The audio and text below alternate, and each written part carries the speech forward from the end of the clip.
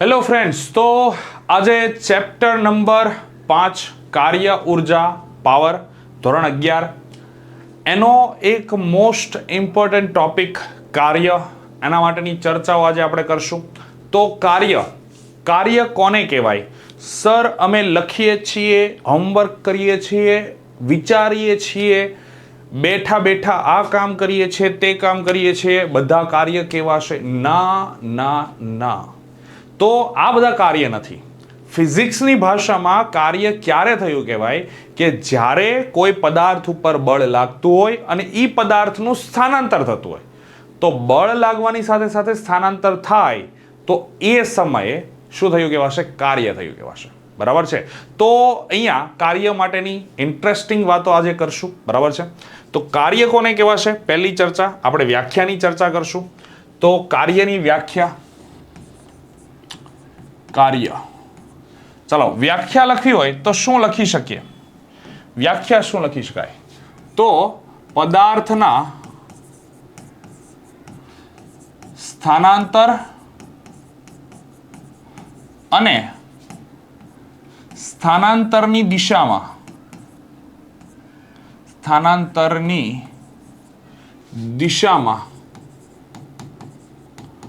લાગતા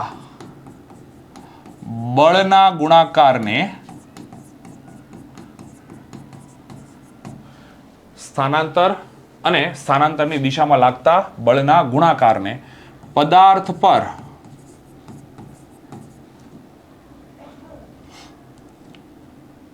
કાર્ય થયું કહેવાય. પદાર્થ પર થયેલું કાર્ય કહેવાશે.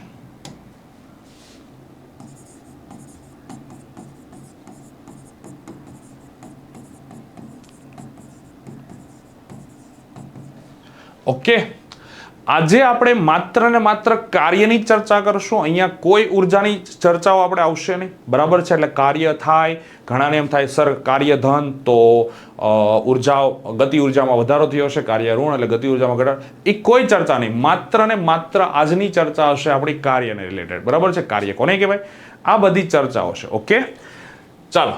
તો માની લ્યો કે કોઈ એક સપાટી છે, હે ને? કોઈ એક સપાટી છે, આ રીતની કોઈ સપાટી છે અને એની ઉપર કોઈ એક પદાર્થ મેં રાખી દીધો. ઓકે, આ એક સપાટી છે. ઓકે, માની લો m દળનો પદાર્થ છે. હવે આ પદાર્થ ઉપર હું શું કરું છું? એક બળ લગાડું છું. ઓકે, આ બળ લગાડું છું તો આના ઉપર બળની ડાયરેક્શન કંઈક આ રીતની છે. F બળ આ રીતે લગાડું છું અને આ બળ લગાડવાથી પદાર્થ છે એ ખસીને ક્યાંક આ સ્થાને પહોંચે છે. અને આ બળના કારણે, F જેટલા બળના કારણે પદાર્થ ખસીને અહીંયા પહોંચે છે. તો અહીંયા જે સ્થાનાંતર થયું, માની લો સ્થાનાંતર D જેટલું થઈ ગયું. ઓકે, અને સ્થાનાંતરની દિશા પણ સેમ ડાયરેક્શન છે, જે દિશામાં બળ લાગે છે એ દિશામાં. ઓકે, તો વ્યાખ્યા મુજબ પદાર્થ પર થયેલું કાર્ય કેટલું છે? તો વ્યાખ્યા મુજબ પદાર્થ પર થયેલું કાર્ય, ચાલો તો કાર્યની ચર્ચા શું થશે? તો W = F × D, હે ને? પદાર્થનું સ્થાનાંતર, D જેટલું સ્થાનાંતર થાય છે, સ્થાનાંતર અને સ્થાનાંતરની દિશામાં લાગતું બળ, એટલે સ્થાનાંતરની દિશામાં જ આ બળ લાગે છે ને, તો સ્થાનાંતરની દિશામાં લાગતું બળ, તો આ બંનેનો ગુણાકાર કરશું તો આપણને જે મળશે એ જે ભૌતિક રાશિ છે એને કેવી કહેવાશે? કાર્ય કહેવાશે. ઓકે, ખ્યાલ આવી ગયો? તો કાર્યનું કંઈક આ રીતની ચર્ચા થઈ જશે. બરાબર? આને ઇક્વેશન નંબર 1 આપી દો. ઓકે, માની લ્યો હવે આ કાર્ય માટેની નવી ચર્ચાઓ કરીએ. એમાં માની લો આ પદાર્થ છે એની ઉપર સ્થાનાંતરની દિશામાં બળ નથી લાગતું, બળ કંઈક અલગ ડાયરેક્શનમાં લાગે છે, હે ને? બળ સ્થાનાંતરની દિશામાં નથી લાગતું. માની લો આ સપાટી છે, અને આ સપાટી ઉપર સેમ વસ્તુ m દળનો એક પદાર્થ મૂકેલો છે.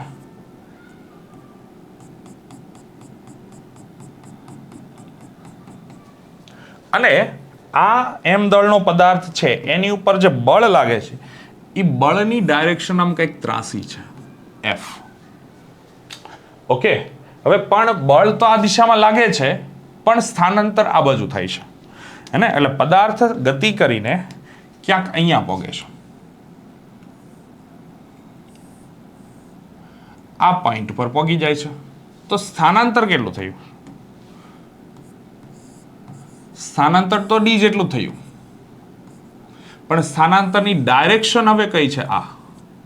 તો સદિશ એફ આ ડાયરેક્શનમાં છે, સદિશ ડી અને સદિશ એફ. ચાલો,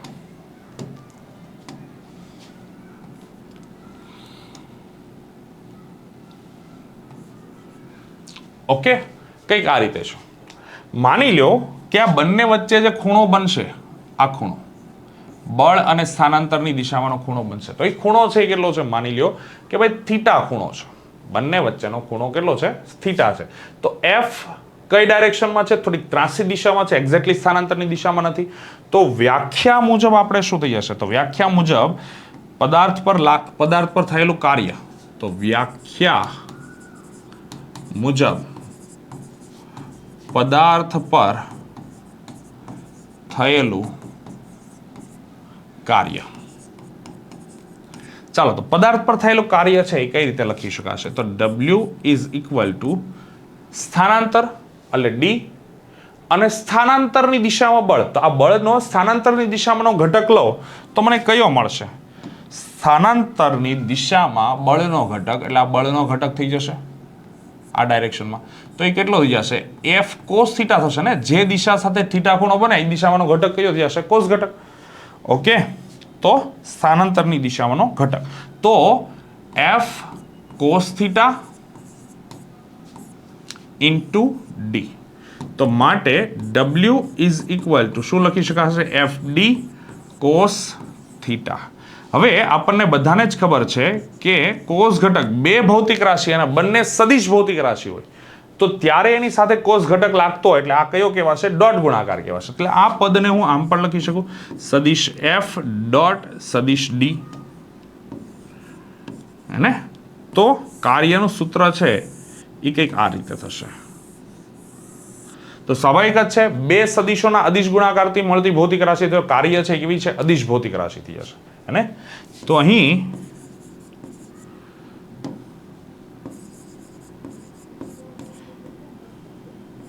કાર્ય બે સદિશોના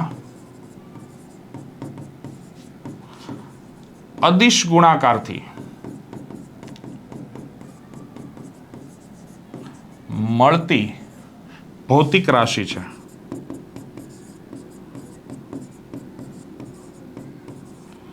માટે કાર્ય અદિશ રાશિ છે.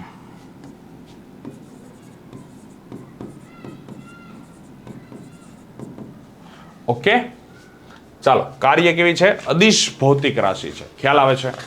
તો આગળની ચર્ચા કરીએ.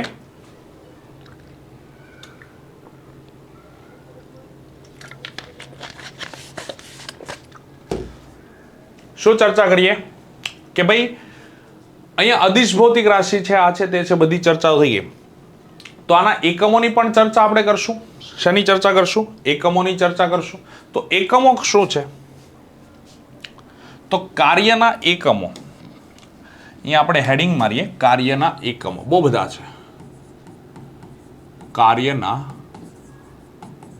એકમો. ઓકે, પહેલો SI એકમ, હે, પહેલો SI એકમ. ચાલો, તો કાર્યનો SI એકમ કયો છે? જૂલ છે.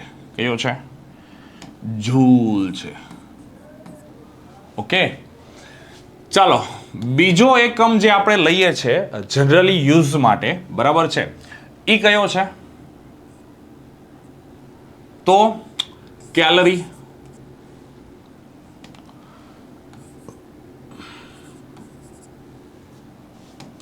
ચાલો, કેલરી રાખો, કેલરી. હે, અને એક કેલરી ઇઝ ઇક્વલ ટુ એક કેલરી ઇઝ ઇક્વલ ટુ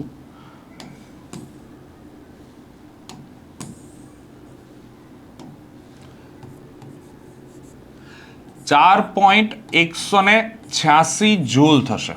અથવા તો બીજું પણ લખી શકાય, એક calorie is nearly equal to 4.2 joule. Majority 4.2 joule use થશે, પણ હકીકતમાં એકચ્યુઅલ વેલ્યુ શું છે? 4.186 જૂલ છે. એને ચાલો ત્રીજો એકમ આપણે લઈ લઈએ, બરાબર છે. તો આનો એક ત્રીજો એકમ જે છે, જેને આપણે અર્ગ પણ કહીએ છીએ, હેને, તો એ સીજીએસ એકમ છે. કેવો છે? સીજીએસ એકમ. શું થયા છે? અર્ગ. અર્ગ. ચાલો, એક અર્ગ ઇઝ ઇક્વલ ટુ 10⁻⁷ જૂલ થશે. ઓકે, ચાલો બીજા એકમો લેવા હોય તો પણ લઈ શકાય. અને આને બીજો એક કઈ રીતે દર્શાવી શકાય? તો ન્યૂટન ઇન્ટુ મીટર વડે પણ દર્શાવી શકાય છે. અને આ અર્ગ છે એને ડાઇન, અર્ગને તમે ડાઇન ઇન્ટુ સેન્ટીમીટર વડે પણ દર્શાવી શકો છો, બરાબર છે. ઘણી વખત ન્યૂટન ઇન્ટુ મીટર પણ યુઝ થતો હશે, ઘણી વખત ડાઇન ઇન્ટુ સેન્ટીમીટર પણ યુઝ થતો હશે, પણ એનો અર્થ કેવો થઈ જશે? અર્ગ થશે. ડાઇન ઇન્ટુ સેન્ટીમીટર હશે તો ન્યૂટન ઇન્ટુ મીટરનો અર્થ થઈ જશે જૂલ. ઓકે, યુઝ કરી શકાય, સિચ્યુએશનને આધારે એકમો યુઝ કરે છે, બરાબર છે. ચાલો નેક્સ્ટ એકમની આપણે ચર્ચા કરીએ. તો હજી એક એકમ છે ઇલેક્ટ્રોન વોલ્ટ. ઇલેક્ટ્રોન વોલ્ટ, હેને, એક ઇલેક્ટ્રોન એને 1 વોલ્ટ જેટલું વિદ્યુત સ્થિતિમાનનો તફાવત લાગુ પાડવામાં આવે તો ઇલેક્ટ્રોનને મળતી ઉર્જા જે છે એને આપણે કહીએ છીએ ઇલેક્ટ્રોન વોલ્ટ.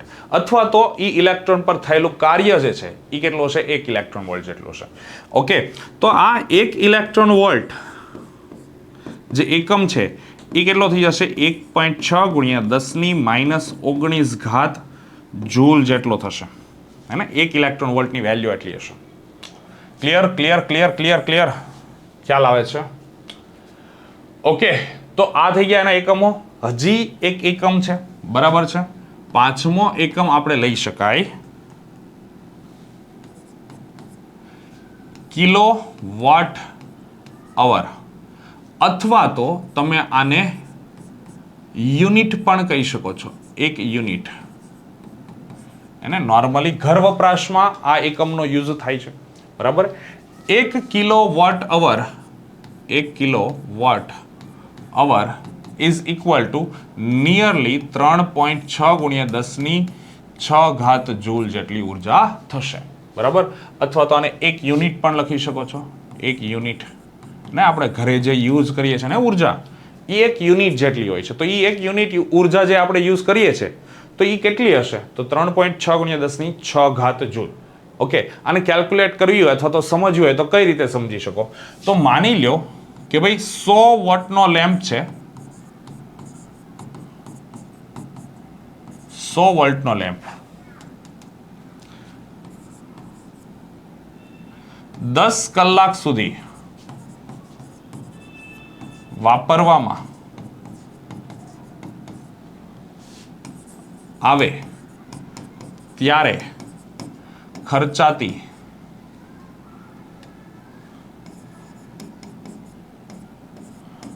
ઉર્જા અથવા તો થયેલું કાર્ય,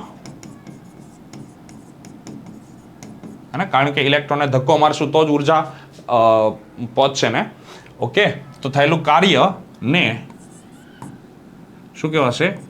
1 કિલો વોટ અવર.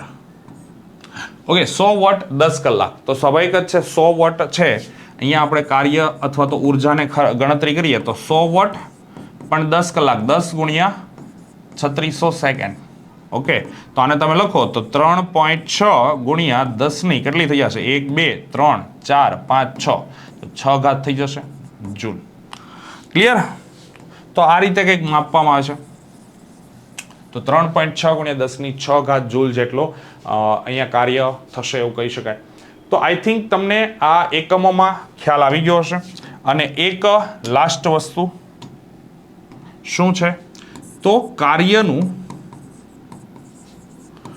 પારિમાણિક સૂત્ર શું થઈ જશે? તો કાર્યનું પારિમાણિક સૂત્ર થઈ જશે m1 L2 T - 2. ક્લિયર? ચલો, આ બધા એકમો છે એ કોના છે? કાર્યના એકમો છે. એટલા બધા એકમો કાર્યના છે. તો કાર્યને કોઈ પણ રીતે માપવામાં આવે છે. આપણે સમજવાનું કઈ રીતે આપણે કાર્યને કન્સિડર કરવું. બરાબર છે? તો જુદી જુદી રીતે એકમો આપેલા હોય એને કન્વર્ટ કરીને જૂલમાં કન્વર્ટ કરવાના. બરાબર? અને સાથે સાથે આપણે બધી ગણતરીઓ પૂરી કરવાની. બરાબર છે? ચાલો, તો આગળની ચર્ચા કરીએ. બીજી એક ચર્ચા શું છે? કાર્ય છે. કાર્ય, તો કાર્ય ધન, ઋણ અને શૂન્ય હોઈ શકે છે. હે? કાર્ય ધન, ઋણ અને શૂન્ય હોઈ શકે છે. તો કાર્ય ધન, ઋણ, શૂન્ય કઈ રીતે હશે? તો એની આપણે ચર્ચા કરીએ. તો કાર્ય ધન હોવા માટે પહેલી ચર્ચા કોની કરીએ? કાર્ય ધન ક્યારે હશે? તો કાર્ય ધન થાય તે માટે, ચાલો, તો કાર્ય ધન થાય તે માટે શું કહી શકીએ આપણે? તો કાર્યનું સૂત્ર શું છે? W = FD cos θ છે ને? cos θ. સમીકરણમાં F અને D બળ અને કોના? સ્થાનાંતરના મૂલ્યો હોવાથી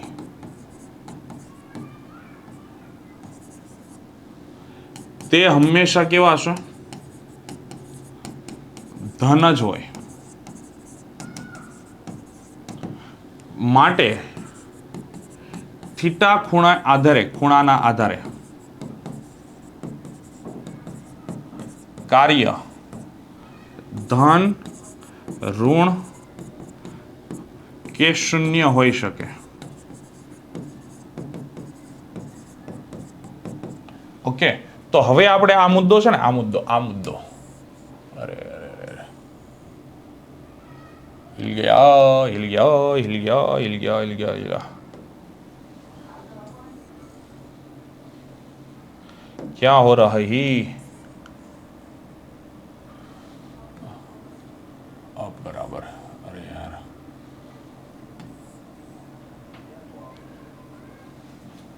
કઈ નહીં. ચાલો, આપણે વચ્ચેનો ભાગ સાફ કરી દઈએ.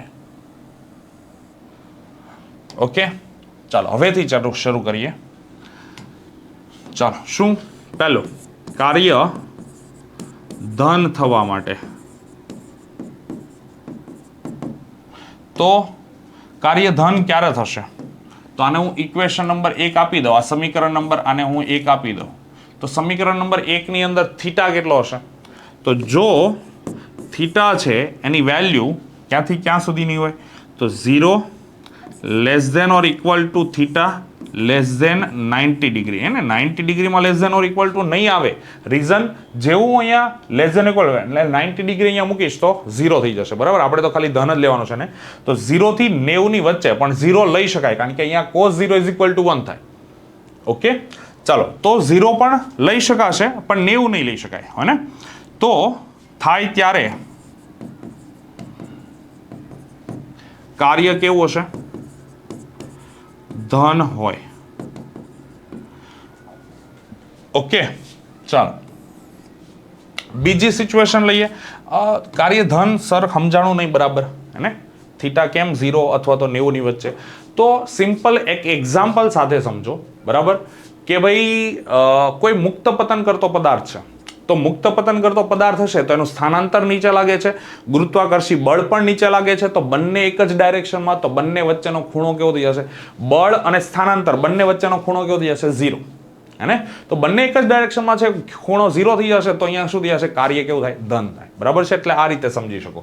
ખ્યાલ આવે છે ને? ચાલો બીજું લઈ લે. કાર્ય ઋણ થવા માટે, કાર્ય ઋણ થવા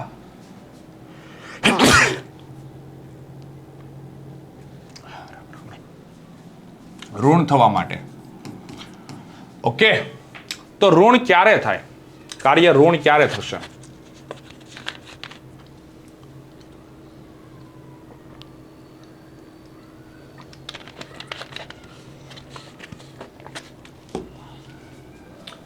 તો આ થીટા ખૂણો છે એને અનુલક્ષીને જ વાત કરવાની છે કે જો ખૂણો થીટા છે એ કેટલો હશે?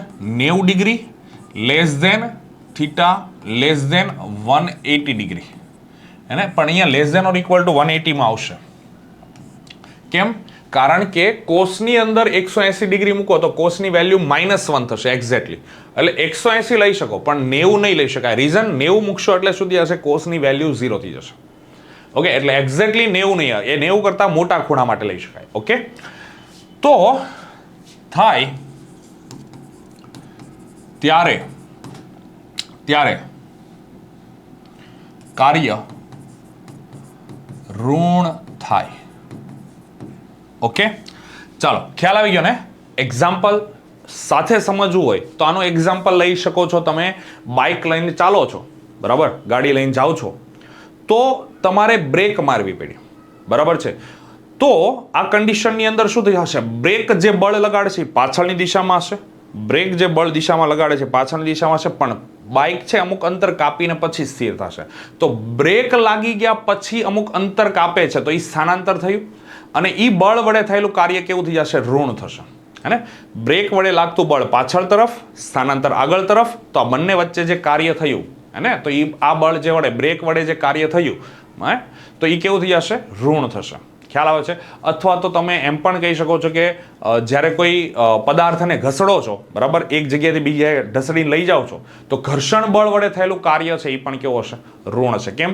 ધક્કો મારો છો તો એ આગળ લાગે છે ને, પણ ઘર્ષણ બળ શું કરશે? પાછળની દિશામાં એ બળને રોકવાનો પ્રયત્ન કરશે, નહીં, પદાર્થને રોકવાનો પ્રયત્ન કરશે.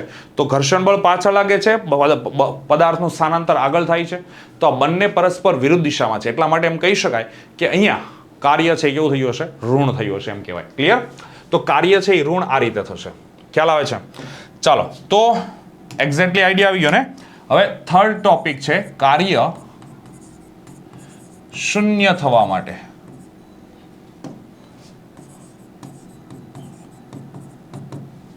ચાલો, કાર્ય 0 થશે તો એની માટે આપણે એમ કહી શકાય કે 3 સિચ્યુએશનમાં કાર્ય 0 થશે, બરાબર. પહેલી situation, theta is equal two 90 degree exact હોય ત્યારે, એને થીટા 90 ડિગ્રી હોય ત્યારે, એને થીટા 90 ડિગ્રી એટલે શું? સર આનું એક્ઝામ્પલ એવું લઈ શકાય કે જ્યારે કોઈ રસ્તા ઉપર ગાડી ચાલે છે તો એ રસ્તા ઉપર ગાડી સીધી ચાલે છે પણ ગુરુત્વાકર્ષણ બળ નીચે લાગે છે, હે ને? તો ગુરુત્વાકર્ષણ બળ નીચે લાગ્યું, ગાડી સીધી લાગે, તો ગુરુત્વાકર્ષણ બળ વડે થયેલું કાર્ય કેવું થઈ ગયા? 0. હે ને? અહીંયા કોઈ ગુરુત્વાકર્ષણનો ભાગ આ કાર્યની અંદર, આ સ્થાનાંતર અંદર ગુરુત્વાકર્ષણનો કોઈ ભાગ છે નહીં, હે ને? ગુરુત્વાકર્ષી બળ નીચે તરફ લાગે છે. આ ગાડી રસ્તા ઉપર સીધી જાય છે, એમાં કોઈ ગુરુત્વાકર્ષી બળનો કોઈ પણ હાથ છે નહીં, હે ને? ગુરુત્વાકર્ષણ બળ કોઈ પણ જાતના ભાગ ભજવતું નથી પદાર્થના સ્થાનાંતરમાં, બરાબર. એટલે ગુરુત્વાકર્ષી બળ વડે થયેલું કાર્ય કેવું થઈ જશે? 0. પદાર્થ પર ગુરુત્વાકર્ષી બળ તો લાગે જ છે નીચે તરફ, પણ પદાર્થ આગળ તરફ જાય છે તો પદાર્થનું સ્થાનાંતર અને બળ બંને કેવા થઈ ગયા? પરસ્પર એકબીજાને લંબ થઈ જશે, હે ને? તો 90 ડિગ્રી હોય તો ત્યારે બળ વડે થયેલું બળ વડે થયેલું કાર્ય કેવું થઈ જશે? 0 થશે. ઓકે, બીજું, બળ 0 હોય ત્યારે, સર બળ 0 હોય પણ પદાર્થનું સ્થાનાંતર થતું હોય એવું તો અમને યાદ ન થતું. અરે એક એક્ઝામ્પલ સાથે સમજીએ. બળ 0 છે, બળ નથી લાગતું પણ પદાર્થનું સ્થાનાંતર થાય છે, હે ને? તો પદાર્થ કોઈ પણ રીતે અચળ વેગથી ગતિ કરતો હોય તો પદાર્થ પર લાગતું પરિણામી બળ 0 થઈ જશે, હે ને? પદાર્થ અચળ વેગથી ગતિ કરે છે, પદાર્થ અચળ વેગથી ગતિ કરે છે, તો ન્યૂટનનો પહેલો નિયમ શું કહે છે કે ભાઈ જ્યાં સુધી પદાર્થ પોતાની અવસ્થા જાળવી રાખે છે એનો અર્થ શું થશે? જો સ્થિર હશે તો સ્થિર જ રહેશે, અને પદાર્થ ગતિમાં હશે તો એની અચળ વેગી ગતિ જાળવી રાખશે, બરાબર. તો ત્યારે પદાર્થ ઉપર લાગતું પરિણામી બળ કેવું હશે? 0 હશે. હે ને? તો પરિણામી બળ 0 છે, પણ પદાર્થ સ્થાનાંતર કરે છે, ગતિ કરે છે, અચળ વેગથી ગતિ કરે છે, સ્થાનાંતર પણ થાય છે, તો અહીંયા પરિણામી બળ વડે થયેલું કાર્ય કેવું થશે? 0. હે ને? તો બળ તો 0 છે, પણ અહીંયા સ્થાનાંતર થાય છે. આવી સિચ્યુએશન આ રીતની હશે. ક્લિયર? ચાલો ત્રીજું, પદાર્થનું સ્થાનાંતર જ 0 હોય ત્યારે, હે ને? બળ લાગે છે પણ પદાર્થનું સ્થાનાંતર 0. કઈ રીતે? તો દિવાલ હોય, આપણે દિવાલ છે, તો દિવાલને ધક્કો મારો છો તો બળ તો લગાડો છો તમે, પણ એ દિવાલ ખસતી નથી, ત્યાંની ત્યાં જ રહેશે ને, તો એનું સ્થાનાંતર નથી થતું. બળ લગાડીએ છીએ પણ સ્થાનાંતર નથી થતું. તો આ સિચ્યુએશનમાં પણ શું થઈ જશે? કાર્ય 0 થશે. હે ને? તો આ 3 સિચ્યુએશન એવી છે કે જે જગ્યાએ કાર્ય કેવું થઈ જશે? 0 થશે. ક્લિયર? તો આ 3 સિચ્યુએશનમાં કાર્ય 0 થાય. ખ્યાલ આવે છે? ખ્યાલ આવે છે? તો આપણે બળને કાર્યને આ રીતે સમજી શકીએ. ઓકે, તો કાર્ય કઈ રીતે થશે? કાર્ય છે એ ધન ક્યારે હોય, ઋણ ક્યારે હોય, 0 ક્યારે હોય, કાર્યના એકમો, કાર્યનું પારિમાણિક સૂત્ર, આખી ચર્ચા આપણે કરી. ઓકે, તો અહીંયા સુધીની જે ચર્ચા હતી એ કઈ હતી? તો અચળ બળ વડે થયેલું કાર્ય હતું. હે? આ બધી ચર્ચામાં જો બળ અચળ આપણે રાખ્યું હતું, બળની વેલ્યુમાં કોઈ ફેરફાર નથી થતો, એ રીતની જ આપણે ચર્ચાઓ કરી હતી. હે ને? તો આ કાર્ય છે એક સ્પેશિયલ કેસ હતો. શું હતું? અચળ બળ વડે થતું કાર્ય. તો સ્વાભાવિક જ છે, અચળ બળ છે વડે થયેલું કાર્ય છે એની ચર્ચા આપણે કરી. તો એનો અર્થ શું થઈ ગયો કે અહીંયા મેજોરિટી ઓફ ધ ટાઈમ બળ છે એ અચળ નહીં જ હોય. બળ કેવું લાગતું હશે? અચળ નહીં લાગતું હશે, બરાબર? ચલ બળ હશે. કોઈ પણ બેન્ચીસને તમે ધક્કો મારો છો અથવા તો કોઈ પદાર્થને તમે ધક્કો મારો છો તો એટલા ને એટલા બળથી કન્ટિન્યુઅસલી એને તમે ધક્કો મારી શકશો નહીં. અને ગુરુત્વાકર્ષી બળ પણ એક સમય સુધી પછી શું થઈ જશે? બદલાવા મળશે ને. પૃથ્વીથી સપાટીથી અંતર જેમ જેમ વધતું જશે એમ ગુરુત્વાકર્ષણ બળ ઘટતું જશે. અને બધા મોસ્ટ ઓફ ધ ટાઈમ બળ છે એ કેવા હશે? એ બધા જ બળો કેવા હશે? ચલ બળ હશે. તો અહીંયા આપણે જે ચર્ચા મેઇન છે એ કઈ છે? ચલ બળ વડે થયેલું કાર્ય.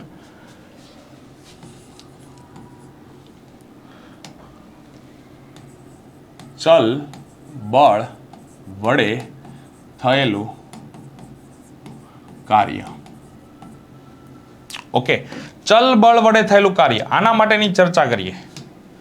તો માની લો આપણે ગ્રાફ દ્વારા સમજીએ, આલેખ દ્વારા સમજીએ કે ભાઈ કોઈ પદાર્થ છે, ઓકે, એના ઉપર કંઈક બળ લાગે છે અને કંઈક અંતર સાથે આ બળમાં શું થાય છે? ફેરફાર થાય છે. માની લો આ રીતનું બળ લાગે છે, હે ને?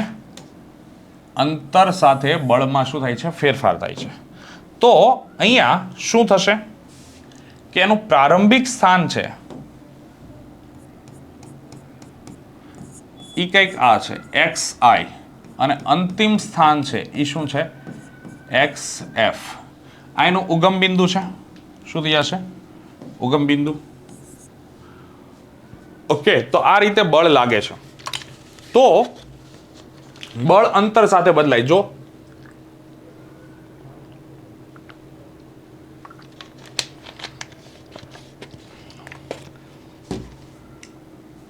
તો બળ અંતર સાથે બદલાય છે એનો અર્થ શું થઈ જશે? એક મુદ્દો યાદ રાખજો. શું મુદ્દો છે? તો બળ વિરુદ્ધ સ્થાનાંતરના આલેખ વડે ઘેરાતું ક્ષેત્રફળ, બળ વિરુદ્ધ સ્થાનાંતરના આલેખ વડે ઘેરાતું ક્ષેત્રફળ શું આપશે આપણને? પદાર્થ પર થયેલા કાર્યનું મૂલ્ય આપે છે. ઓકે, તો આ વસ્તુ, આ મુદ્દો યાદ રાખવાનો છે. તો આ ક્ષેત્રફળ જે ઘેરાણું છે નીચેના ભાગનું, બરાબર છે, એ આપણને ક્ષેત્રફળ શું આપશે? પદાર્થ પર થયેલા કાર્યનું મૂલ્ય આપે છે. તો હવે અહીંયા ક્ષેત્રફળ શોધવું કઈ રીતે? હે ને? તો હું શું કરી દઈશ? આના નાના ખંડ ધારી લઈશ અને આના નાનકડા એવા ખંડમાં વિભાજિત કરી દઈશ. ઓકે, નાના ખંડમાં હું વિભાજિત કરી દઉં, ઝીણા ઝીણા છોટું છોટું છા ખંડોમાં વિભાજિત કરી દઉં એને, તો આ ખંડમાં વિભાજિત કરીશું. ચાલો, તો ઝીણા ઝીણા એવા ખંડ નાના એને આ બધા નાના નાના ખંડમાં વિભાજિત કરી દઈશું.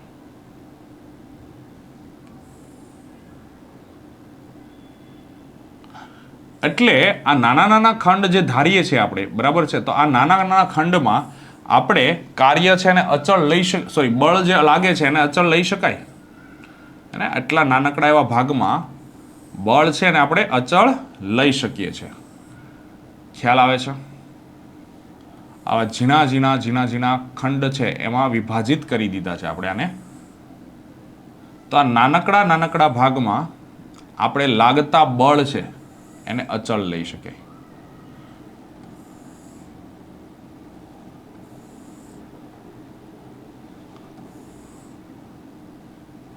ઓકે, કોઈ એક માટેની ચર્ચા કરીએ. ચાલો, કોઈ એક ખંડની ચર્ચા કરીએ આની. ઓકે, ચાલો એ ભાગને આપણે લઈ લે. ઓકે, તો આ ભાગ છે એની પહોળાઈ માની લો ડેલ્ટા એક્સ જેટલી છે. આ નાનકડો એવો ભાગ જે ધાર્યો છે એની પહોળાઈ કેટલી છે? ડેલ્ટા એક્સ જેટલી છે. હવે ડેલ્ટા એક્સ જેટલી પહોળાઈનો ખંડ છે એ ભાગમાં નાનકડો એવો સૂક્ષ્મ ભાગ આપણે લઈ લીધો છે ને, તો ડેલ્ટા એક્સ જેટલા સૂક્ષ્મ ભાગમાં સૂક્ષ્મ સ્થાનાંતર એમ પણ કહી શકાય, સૂક્ષ્મ સ્થાનાંતર પર લાગતું બળ અચળ લઈ શકાય. માટે આટલા સ્થાનાંતર, આ સૂક્ષ્મ સ્થાનાંતર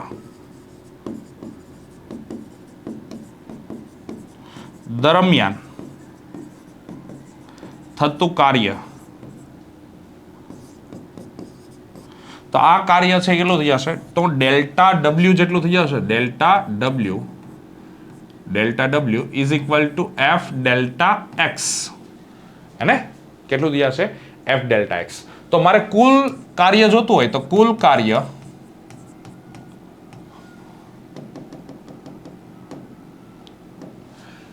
પદાર્થના XI થી XF સુધીના કાપેલા અંતર માટે કુલ કાર્ય. ચાલો, તો આ કુલ કાર્ય છે એ કઈ રીતે લખી શકું? તો W ઇઝ ઇક્વલ ટુ આવા નાના નાના ખંડો છે એમાં થયેલા કાર્યનો મારે સરવાળો લઈ લેવાનો. તો સમેશન ક્યાંથી ક્યાં સુધી આવશે? સમેશન XI થી XF સુધીનો આવશે. અને શું થઈ જશે? F delta X. તો હવે હું શું કરી દઉં? લિમિટ લગાડી દઈએ. અને તો અહીં અને હજી આ નાના ખંડ લીધા છે ને, હું તો એટલા સૂક્ષ્મ કરી દઉં, એટલું સૂક્ષ્મ સ્થાનાંતર લઈ લઉં કે જ્યાં બળ કમ્પ્લીટલી અચળ હોય. હે, તો આ કન્ડિશન અપ્લાય કરી શકીએ. બરાબર, તો અહીં limit delta x tends to 0 લેતા તો કાર્ય W ઇઝ ઇક્વલ ટુ શું થઈ જશે? તો limit delta x tends to 0 summation of XI થી XF F ડેલ્ટા એક્સ. જેવી લિમિટ દૂર કરશું એટલે આપણને કાર્યનું ઇક્વેશન શું મળશે? તો આ સમેશન છે એ કેવા સ્વરૂપે આવી જશે? સંકલન સ્વરૂપે. અને સંકલનની લિમિટ શું થઈ જશે? XI થી XF અને F ઇન્ટુ ડેલ્ટા એક્સ વાળું પદ થઈ જશે DX. ઓકે, તો આ થઈ જશે આપણું ફાઇનલ ઇક્વેશન, ચલ બળ વડે થતું કાર્ય. હે ને, જે ચલ બળ વડે થયેલા કુલ કાર્યનું સમીકરણ છે. અને ખ્યાલ આવે છે? ચાલો, તો કાર્ય માટેની કંઈક ચર્ચાઓ અહીંયા સુધીની હતી.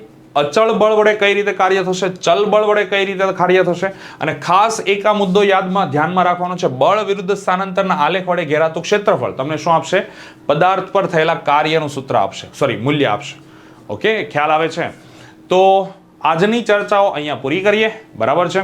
તો કાર્યની આઈ થિંક તમને કાર્યની બધી જ માહિતી મળી ગઈ છે, કાર્ય માટેની ટોટલ ચર્ચાઓ તમને ખ્યાલ આવી ગયો હશે. હવે પછી નેક્સ્ટ ટોપિક સાથે મળીએ, બરાબર છે? ત્યાં સુધી પોતાનું ધ્યાન રાખજો, મળીએ નેક્સ્ટ લેક્ચરમાં. ત્યાં સુધી બધાને bye bye, Tata, C you, have a great day.